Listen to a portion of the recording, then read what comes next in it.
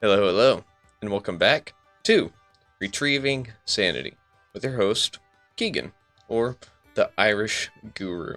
Think Gaelic Storm. Anyways, so today I just wanted to talk about a little something called the illusion that we're only hurting ourselves. And by we're or us, I mean the afflicted people with the disease of choice or addiction. So, during our addiction, we really seem to, well, be self centered and quite selfishly self centered. Like, everything is about me, me. And also more for me. Anyways, whenever we think about who is hurt during our addiction, a lot of us still have that same mindset of, well, I'm hurt. Well, yeah, duh, dumbass. But you know what? The people that are really hurt, well, the most are our loved ones, the ones that are closest to us, the ones that respect us somehow in some reason that is beyond my comprehension, but they're the ones that always have our back, believe in us, and want the best for us, even when we don't want it for, well, ourselves. And one of the hardest things to really do in, well, well, let's just call it retrieving some sanity, at least, working the steps, would be steps 8 and 9. And I say this because this is where you kind of take some of the skeletons out of the closet or out of the graveyard that's in your closet, like my case. But we sit there and we come to these people that we have hurt and we feel like we have wronged.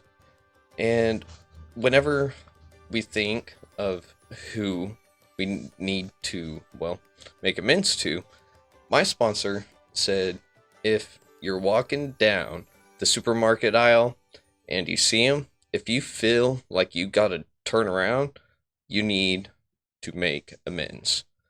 And I thought my list was going to be small, but I was wrong. And I mean, it's a work in progress. Always kind of is, especially with step 10, daily inventory. Wasn't I asshole? Who was I an asshole to? And well, what can I do to make it right? And my sponsor, he actually told me something that whenever I said I've made amends to someone, he said, did you make all the amends you need to make? And I said, well, yeah, right? Like steps 4 or 5, like all those people. Yeah, I had made amends for this or that, right? And he said, did you ask them what else you need to amend for? And I was like, you son of a. Anyways, what we don't seem to realize, and we probably do, but again, disease of choice. We sit there and we hurt, so we take a substance, ingest it somehow, and then, well, we feel better for a real small amount of time. And through this, we kind of neglect admitting that we hurt other people. And if we do, like, kind of admit it, we still will say, ooh, that hurts me. So, what do I do to make me feel better? Well, I go and drink. So, you know, I hurt you. So, therefore, you hurt me. So, therefore, I'm going to go get fucking smashed. Anyways, does that work? Obviously not. If it works for you, it doesn't. And if you still say it does, please reevaluate. Literally take like 3 steps back, turn around, then walk forward that way. Anyways, so the illusion that we're really only hurting ourselves is, well, an illusion. Because in reality, the ones that are hurting the worst in our addiction, whether you've been homeless, you've been fired from job after job, any of that, the ones that hurt the worst, that would be the ones that love us. The ones that are really there for us, trying and wishing the absolute best. And we disappoint them. And I don't know if you've ever heard this, but having someone say, I'm not mad at you, I'm disappointed, ooh, that shit hurts. In like a deep, like, ooh, yeah. That one is I'm walking away, tail between the legs, heads down, just let's go. I'm done. I'm out. But that's kind of the thing, is again, it's all about me. And is it really? Of course not. That's part of what being in recovery is really about. It's getting outside of ourselves and realizing we are part of a bigger picture. We're not the big picture. And if you are the big picture, then I guess you're like on a red carpet in Hollywood. But even then, get your head out of your ass, because I don't want that shit. And it's funny because you can be a narcissist and be depressed, right?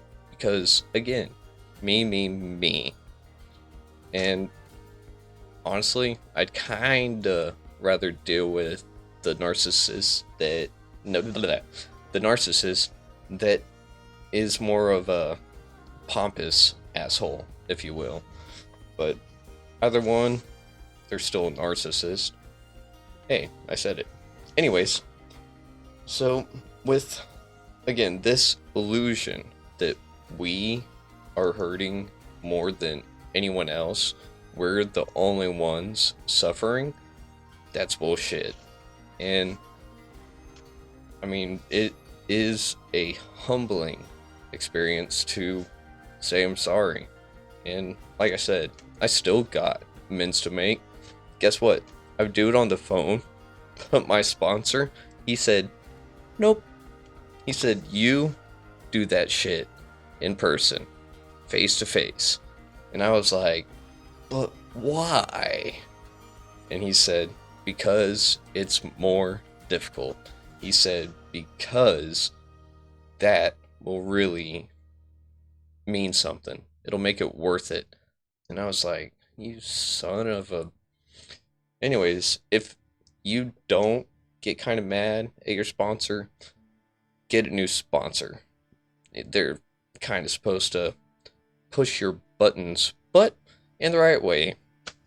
And, I mean, if you listen and you have a good sponsor, you're going to do a lot of things that you wouldn't really think you would have done. But you know what? That's okay. It's part of, well, recovery. And also retrieving sanity. Because guess what? That sanity, way out of left field, it's gone. Well, you might be able to, like, see it just a little bit. But if you take your eyes off of it, it's gone. You gotta go and look, and gotta look kind of hard and for a while. So if you got people backing you up, maybe just listen, because sometimes their people know what's best for you. And yeah, trust me, I'm right there with you saying, no, I'm me, I know what's best. Well, if I did, would I be in this situation? Probably not. But you know what? I have to accept what I've done. I've got to accept all the shit, all the pain, all that. I've got to change a lot. Not everything, because then I wouldn't be here. To an extent, I guess. But the thing is that I'm willing to go and do some of the hard things now.